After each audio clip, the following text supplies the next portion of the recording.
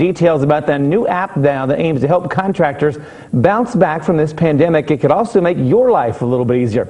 Reporter Rachel DePompa has the story.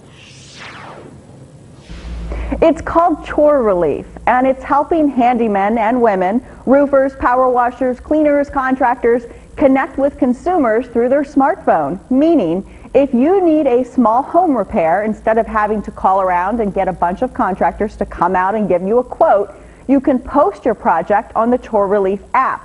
The makers of this app say it saves you time and helps you find someone who will do the work in your area. We give them a chance to set the time and a date.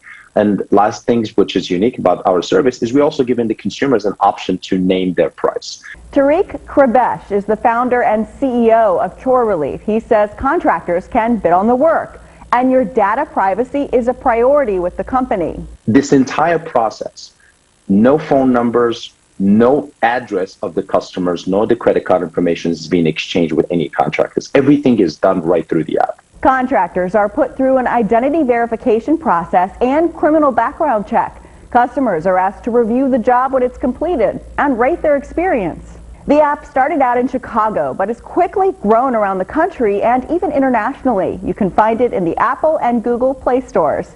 With this on your